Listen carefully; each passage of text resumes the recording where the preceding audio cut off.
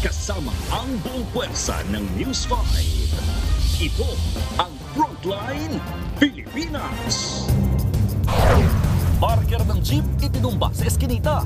Hinihinalang gunman sa pool sa CCTV. 21 anyo sa dalaga, kinilitan at itinapon sa damuhan. Ugat ng krimen, posibleng love triangle. News 5 exclusive. Nanay ng isa sa mga nawawalang sabungero na buhayan ng loob na makakamit na nila hustisya. Negosyanteng Pinoy niratrat habang nasa parking lot. Mga suspect na Chinese arestado. Eto na nga. Sumakses ang 5. TV5 humakot ng parangal sa 28 Golden Dove Awards. Frontline Pilipinas, panalong Best Newscast.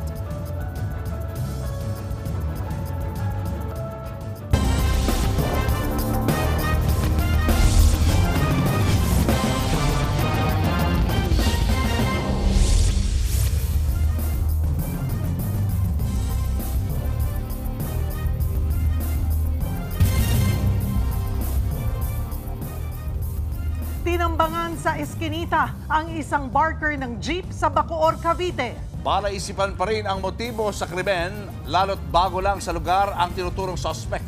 Nasa frontline ng balitang yan si Nina Ong Pauco. Duguan at wala ng buhay ang dispatcher na ito nang madatnan ng mga otoridad sa isang eskinita sa barangay Zapote 2, Bacoor, Cavite. May 2 tama ng bala sa katawan ng biktima. Ang hinihinalang bumaril sa biktima ang lalaking ito na nasa pool sa CCTV. Kita ang pagpasok ng gunman sa eskinita kung saan niya umano inabangan ang biktima. Makalipas ang ilang minuto, pumasok rin ang biktima sa eskinita at doon na siya tinambangan. Ayan sir, yung admin namin tumatakbo. Kaya ito. Yung tapos tawagin yung kapitan. Hindi kita ang aktual na pamamaril, pero kitang tumakbo ang babaeng ito papunta sa barangay para ipaalam ang insidente. Dito mismo sa eskinita na to, papalabas patungong palengke. Tinambangan ng sospek ang biktima at 2 beses pinaputukan. At dito mismo sa kinakatuyuan ko, humandusay ang biktima. Ayon sa opisyal ng barangay, bagong salta lang sa lugar ang hinihinalang sospek, kaya wala pa silang alam sa pagkakakilanlan nito. Naghigpit ng seguridad ang barangay. Tinutugis na rin ng mga pulis ang umano'y gunman at inaalam kung ano ang motibo sa krimen. Nagbabalita mula sa Frontline, Nina Ong Pauco, News 5. Patay matapos gilitan na ang isang babae sa Zambales. Ang itinuturong mastermind ang nobyo ng biktima na meron daw karelasyong iba. Nasa frontline ng balitang yan, si Mobile Journal, Kayla Makantan. Hustisyang sigaw ng mga mahal sa buhay ng dalagang walang habas na pinatay at inabandona sa Zambales.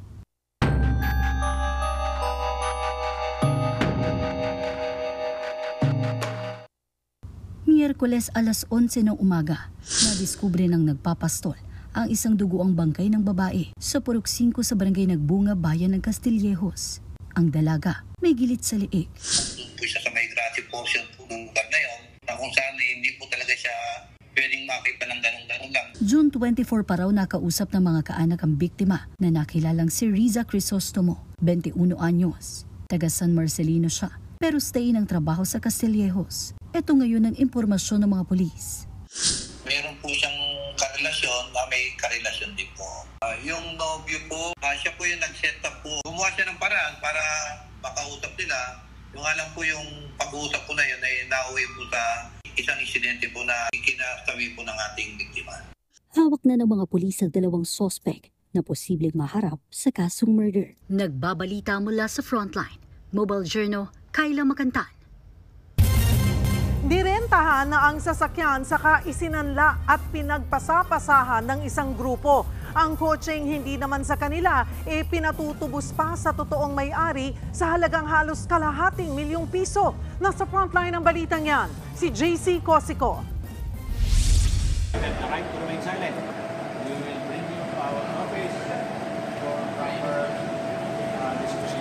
Sa kulungan ang bagsak ng 6 na Indian at 3 Pinoy matapos silang masakote sa parking lot ng isang casino hotel sa Parañaque. Sangkot umano sila sa rent-sangla modus. Komplikado ang kanilang estilo. Isang kotse na pag-aari ng complainant ang ipinasok sa car rental company para mabayaran ang monthly amortization sa bangko. Isang Pilipino naman ang nagrenta sa kotse. Pagkarenta, isinanla raw ito sa isang Indian national na isinanla rin daw ang kotse sa mga kapwa niya Indian sa halagang 70,000 pesos. Nang habulin na ng bangko ang complainant, hindi na raw mailabas ng car rental company ang sasakyan dahil naisangla na ito. Kalaunan, nakausap daw ng mismong complainant ang suspect at pinatutubos ito sa halagang 450,000 pesos. Kung hindi, tsatsap-tsapin daw ang sasakyan. Dito na nagsumbong sa NBI ang biktima.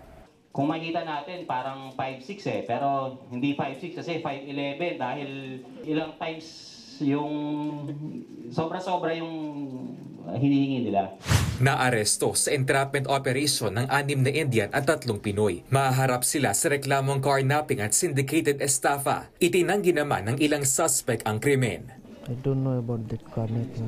Sobrang laki po. Yung pagsisisi ko po kasi hindi ko pa akala magkaganito. Nagbabalita mula sa Frontline, JC Cosico, News 5. Nabiktima ng peking online gadget store ang isang lalaking bumili ng 55,000 pesos na halaga ng laptop.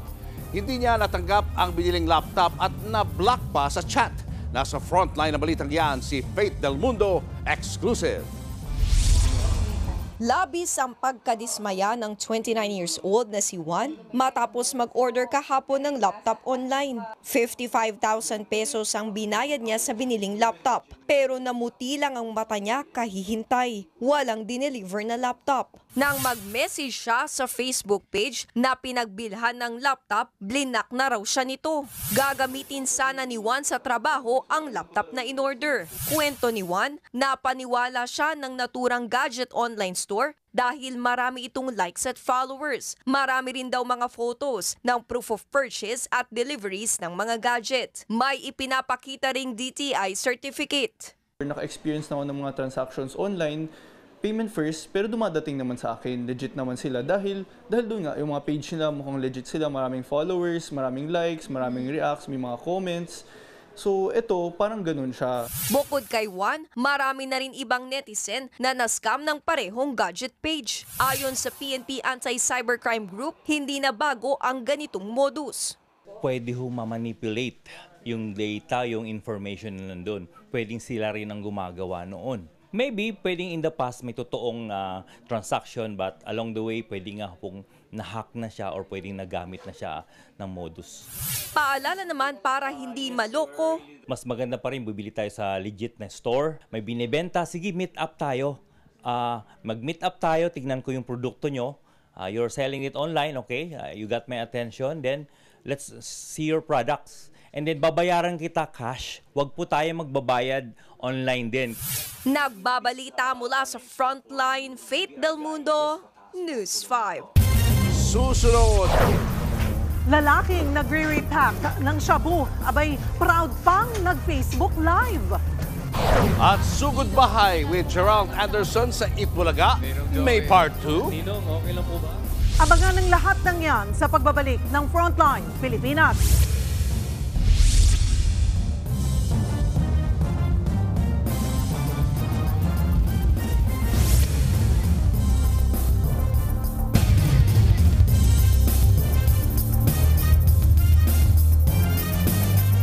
Mga kapatid, Julius Babaw po, nasa Middle East o saan mang dako ka ng mundo, manatiling may alam at may pakialam sa mga mainit na balita dito sa ating bansa. Simulan po natin ang bawat araw sa tuloy-tuloy na balitaan sa Frontline. Mag-follow at mag-subscribe sa social media pages ng News 5. Naka-livestream habang nagbabalot ng iligal na droga ang isang lalaki sa Mabalacat, Pampanga. Sa live video, makikitang tila nagre-repack ng shabu ang lalaki. Napanood yan ng mga pulis kaya agad nagsagawa ng buy-bust operation. Arestado ang suspect na si alias Nono at 2 iba pa na naaktuhang bumibili ng droga. Nakumpiska ang 5 sachet ng shabu na nagkakahalaga ng 40,000 pesos. Sa Barangay Tatalon, Quezon City naman, arestado ang isang lalaki sa pagtutulak umano ng droga. Nakuha sa kanya ang 30 gramo ng shabu na may halagang 204,000 pesos. Pang-anim na beses na raw naaresto ang suspect dahil sa droga. Showbiz, eto na nga! Ito na nga ang mga maiinit na showbiz balita ngayong Biyernes. Pangmalakasan ng weekend entertainment lineup ng TV5 para sa inyo mga kapatid. Dahil simula po bukas, back to back ang showcase ng talent. Sasabak na sa kantahan ang Kiddie Hopefuls sa Idol Kids Philippines ng 8 p.m. Kasama ang idol judges na sina Gary Valenciano, Angeline Quinto, J.K. Labajo at Miss Regine Velasquez Alcacid. Host naman sina Jolina Magdangal at Robbie Domingo. Susundan naman yan ng American Idol sa bago nitong oras na 9:15 p.m. Pinaaga na rin ang unmasking ng boses sa Masked Singer Pilipinas at 7:15 p.m. tuwing Sabado at 7 o'clock p.m. naman tuwing Linggo. Tuloy-tuloy rin ang kantawanan sa Sing Galing na patuloy sa paghahanap ng mga singtestan na papasok sa next Pachinko Mall Showdown. Eto pa nga, more than willing ang Sins of the Father star na si Gerald Anderson na makisugod bahay ulit. Hanggang ngayon kasi, hindi makaget over ang dabarkad sa kilig na hatid nila ni Julia Barreto. Nasa frontline na balitang yan, si MJ Marfori. Juge, sa sugod bahay mga kapatid, round 2? Aba! Yes! At plus pogi points pa matapos mag-viral ng kanyang guesting as Samuel Trinidad sa Eat Bulaga. Dahil sa overload kilig na handog nila sa mga dabarkas. Ang trending segment na ito ang nagpatunay at nagbuwag ng mga usap-usapan na may gusot sa samahan ni na Gerald at Julia. Ang tanong! Sana bumalik ka sa sugod bahay mga kapatid, si Samuel. Pag in-invite nyo ulit si Samuel Trinidad, babalik siya. Oh, ayan na. No, I requested that talaga, yung sugod bahay talaga. Because I wanted to be near the people. Gusto ko silang makasama sa mga barangay-barangay. Gusto ko pumasok sa bahay nila. Siyempre, matagal na natin pinapanood yung ganong segment. And then, siyempre, nakakausap pa natin si Julia na nasa studio. And she's having so much fun as a guest host. As a host. So, wala lang. Katuwaan lang. Kasama ni Gerald na bumisita sa News 5 kanina. Ang co-star. At isa sa matinding makakatunggali niya sa Sins of the Father na si RK Bagatching. Napapanood ang Sins of the Father weeknights sa TV5. Nagbabalita mula sa Frontline, MJ Marfori, News 5. Loob ng tren sa South Korea, sinilaban ng isang pasahero. At News 5 exclusive, nanay ng isa sa mga nawawalang sabungero, umaasang makakamit na nila ang hustisya. Yan at iba pa sa pagbabalik ng Frontline Pilipinas.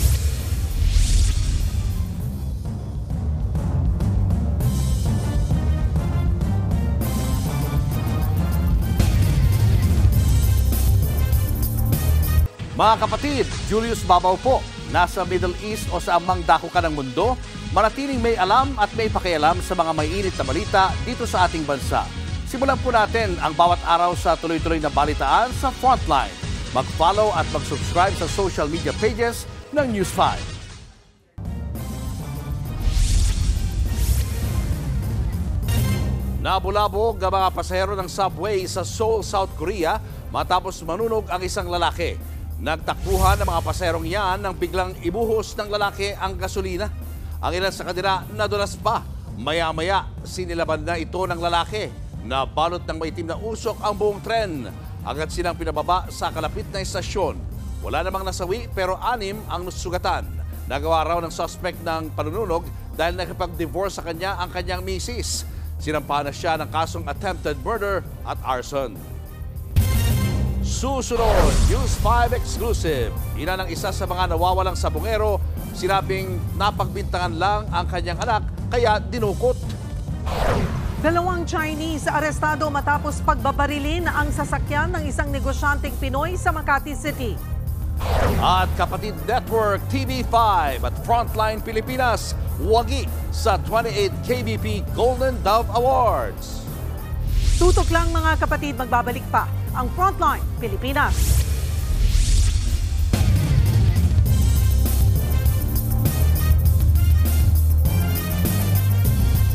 Mga kapatid, Cheryl Cosim po. Nasa Estados Unidos, Canada o saan mang dako ka ng mundo, manatiling may alam at may pakialam sa mga mainit na balita dito sa ating bansa. Simulan natin ang bawat araw sa tuloy-tuloy na balitaan sa Frontline. Mag-follow at mag-subscribe sa social media pages ng News 5.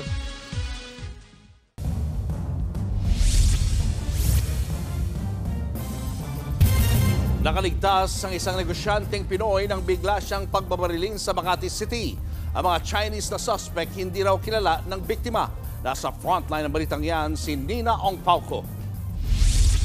Basag ang bintana ng sasakyang ito na pinagbabaril sa isang parking lot sa Makati City. 4 na beses pinaputukan ng sasakyan na papaalis na noon sa lugar. Nakaligtas ang Pilipinong negosyanteng sakay nito. Suspect sa pamamaril ang 2 Chinese na edad 44 at 36 na taong gulang. Arestado sila matapos habulin ng biktima at maharang na mga responding otoridad. Sa paunang investigasyon ng pulisya, hindi kilala ng biktima ang mga suspect. Nagulat siya kasi isa naman siyang tahimik na kababayan natin at bigla na lang may insidenteng ganon. So isa rin sa tinitingnan natin ano naging motibo ron, bakit siya naging target nitong 2 suspects. Matipid naman sa pagsasalita ang mga suspect dahil hindi raw sila gaano nakakaintindi ng Tagalog. Speak Tagalog. Hindi, Tagalog, hindi. May alam ka na konting Tagalog? Oo. Ano nangyari? Ano nangyari? Ha? What happened on that incident? Hindi ko lang Tagalog wala. Nakumpiska sa mga suspect ang mga baril at magazine na kargado ng mga bala. Maharap sila sa reklamong illegal possession of firearms and ammunition at attempted murder. Nagbabalita mula sa Frontline, Nina Ongpauco, News 5. Arestado ang 9 na Koreanong nambibiktima ng kapwa Koreano sa online loan scam. Ang mga suspect bigla na lang daw nawawala kapag nabayaran na ang processing fee. Nasa frontline ng balitang yan, si JC Cosico. Sinalakay ng mga tauhan ng National Bureau of Investigation at Bureau of Immigration ang condominium unit na ito sa Parañaque. Nakatanggap sila ng tip na sangkot umano sa online loan fraud ang mga Korean nationals na narito. 9 na Koreano ang inaresto. Tumambad sa mga operatiba ang mga computer na ginagamit umano sa pag-scam ng mga kapwa nila Koreano na nasa Korea. Ang siste, mag-aalok sila ng loan sa pamamagitan ng social media. Kapag nag-apply na ng loan ang biktima, nakapagbigay ng detalye at nagbayad ng processing fee, mawawala na lang daw sila ng parang bula. Kasi nakita nga natin na ang ginagawa nila, itong grupo na to, sila yung parang nag-o-offer ng online loan. Ang ino-opera nila nito, ito yung mga yung mga mababa, yung nangangailangan talaga ng pera. Tapos mababa yung mga credit standing. Kaya ginagrab nila itong ganitong offer. So nakuha yung pera nila, tapos wala naman silang nakuhang loan. Ayon sa Bureau of Immigration, temporary visitors o mga turista ang kanilang status dito sa Pilipinas. They are compliant with the immigration conditions. Unfortunately, doon nakita na tayo na mayroon silang ginagawa na hindi naman tugma sa isang turista na dayuhan dito. Tingin din ng BI sa Pilipinas ginagawa ang kanilang operasyon dahil paboritong destinasyon daw ng mga Koreano ang Pilipinas. Itinanggi naman ng isa sa mga suspect na scammer siya. Are you a scammer? Mahaharap ang mga Korean nationals sa paglabag sa immigration laws at anti-financial account scamming law. Isa sa ilalim din sila sa deportation proceedings. Makikipag-ugnayan din ang mga otoridad sa Korean police para masampahan sila ng reklamo roon. Nagbabalita mula sa Frontline, JC Cosico, News 5. Eksklusibong nakapareham ng News 5 ang isa sa mga kaanak na mga sabongerong misteryosong nawala. Nabuhayan daw sila ng pag-asang masasagot na ang maraming tanong sa paglabas ng mga bagong testigo. Nasa frontline na balitang yan ang ating Mr. Exclusive ng News 5, Gary De Leon. August 2021, nang makuna ng CCTV ang pagdukot ng mga armadong lalaki sa big-time master agent ng Isabong na si Ricardo John Lasco sa San Pablo, Laguna. Unang inilapit ng pamilya ni John sa News 5 ang kwento ng mabigo silang makakuha ng impormasyon sa mga otoridad. Sa eksklusibong panayam sa ina ni John na si Carmelita, dinukot ang kanyang anak dahil napagbintangang gumawa ng sarili niyang Isabong website na kinopya sa website ng Pitmaster. Nasa 15 raw ang dumukot kay John pero 5 lang ang nakilala nila. 3 sa kanila ay mga pulis na una nang nasampahan ng kaso sa DOJ. Makalipas ang halos 4 na taon, tila natulog daw ang kaso. Pero sa paglitan ng mga bagong testigo, naniniwala raw si Nanay Carmelita na makakamit na nila ang hustisya. Umaasa rin silang masasagot ang tanong kung nasaan na si John. Sa tagal ng aming paghihintay, para kaming nabuhayan ng loob. Napansin na at merong lumitaw na testigo. Sana magtuloy-tuloy na yan. Malabo na ang mata at halos di na makaaninag si Carmelita, pero bago tuluyan daw dumilim ang kanyang paningin. Sana raw maaninag niya ang hustisya sa pagkawala ng kanyang anak. Umaasa pa rin ako sa aking paghingi ng dasal sa Panginoon na alam kong pakikinggan niya kami. Pakikinggan lahat yung aking mga dasal.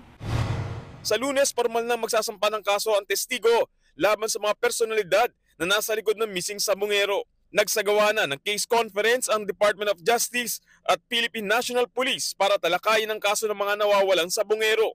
Ayon kay Justice Secretary Remulla, makapangyarihan na magiging kalaban sa kaso.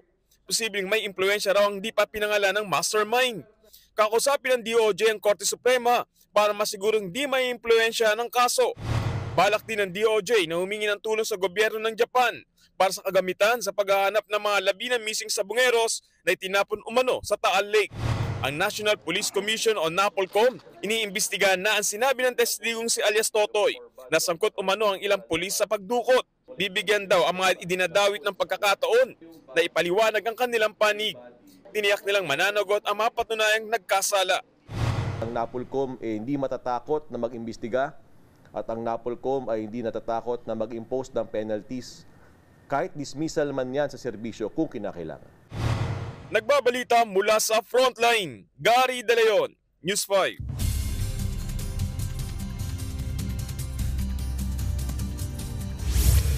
Weather update tayo mga kapatid. Tuloy na pong nalusaw yung binabantayan nating low pressure area sa labas ng ating Philippine Area of Responsibility. Pero meron pa rin po tayong mga grupo ng kaulapan o cloud cluster dito sa may East Philippine Sea na babantayan natin in the next few days sa posibleng development nito. Sa ngayon, ito na lamang habagat o southwest monsoon ang nagdadala ng mataas na tsansa ng pagulan at thunderstorms particularly sa western section ng ating bansa.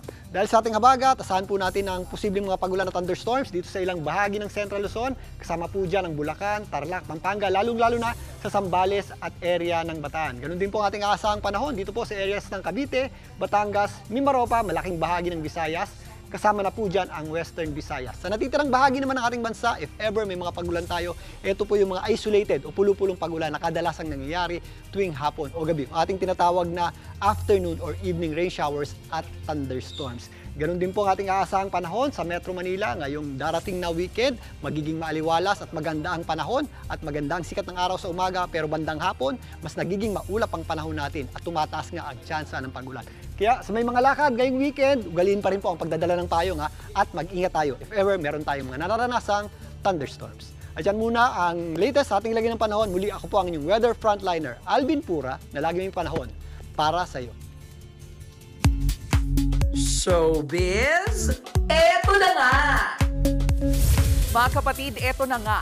Pinuri ng mga nakapanood na sa sinehan ang pelikulang Song of the Fireflies. Sabi ng Glitz PH, patunay daw ang pelikula sa masterful Filipino tale na walang politika o kahirapan sa tema. Tinawag naman itong a movement ng Happy Rich TV. Sabi naman ng kolumnistang si Alwin Ignacio, excellent ang pelikula sa lahat ng aspeto. Ilan lang yan sa mga positive review na inani ng Song of the Fireflies 2 araw matapos itong maipalabas sa mga sinihan nationwide. Ang Song of the Fireflies ay produced by Cultertain Musicat Productions at MQuest Ventures. Showing pa rin po ang Song of the Fireflies sa mga sinihan nationwide. Hakot parangal ang Kapatid Network sa nakaraang Golden Dove Awards ng kapisanan ng mga broadcaster ng Pilipinas. Best Television Newscast ang Frontline Pilipinas. Nasa frontline ng balitang yan, si MJ Marfori. Iba talaga sa TV5. Big winner tayo mga kapatid sa 28th Golden Dove Awards ng kapisanan ng broadcaster ng Pilipinas o KBP. Panalong Best TV Station ang TV5. Waging Best TV Newscast ng Frontline Pilipinas para sa Super Bagyong Karina coverage. Patunay na sa panahon ng dilubyo, importanteng may alam at may pakialam. Ang laking karangalan nito, lalo na hindi lamang po ito sa Frontline Pilipinas, pero for the entire news team ng News 5 po, maging sa 1PH and 1 News, and of course, ang ating True FM, hindi ba? Na araw-araw, sabi ko nga, ay araw-araw na walang sawang naghahatid po ng balita na totoo, patas, at may malasakit. Thank you for trusting us. Thank you for allowing us to be part of your homes and lives every day. Mas nakaka-challenge po yung mga gantong parangal, pero nakaka-inspire at the same time. Kaya maraming salamat po.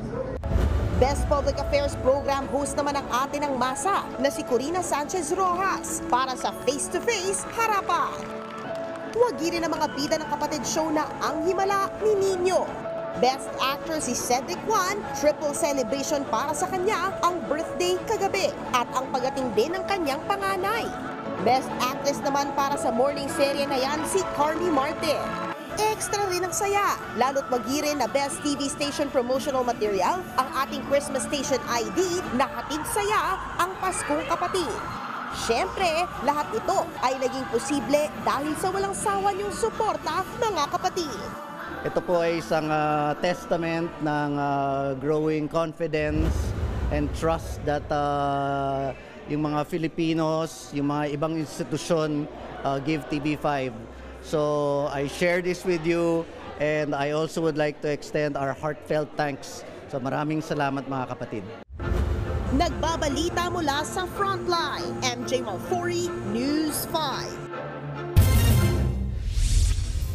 At ito na nga. Naku, maraming salamat po sa KBP Golden Dove Awards sa parangal na ito.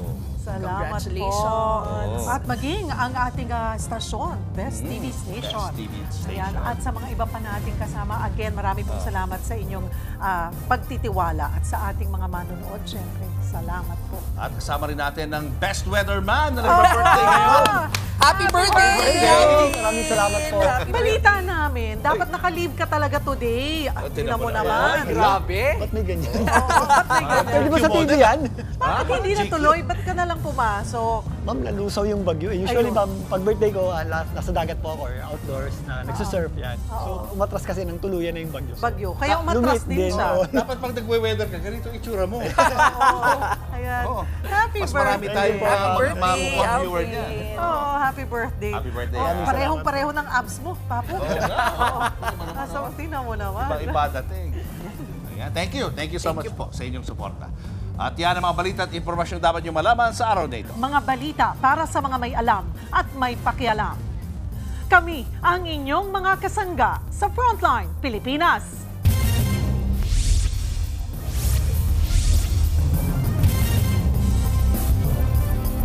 Mga kapatid, Cheryl Cosing po.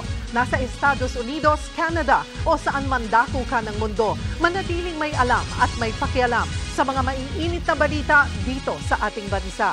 Simulan natin ang bawat araw sa tuloy-tuloy na balitaan sa Frontline. Mag-follow at mag-subscribe sa social media pages ng News 5.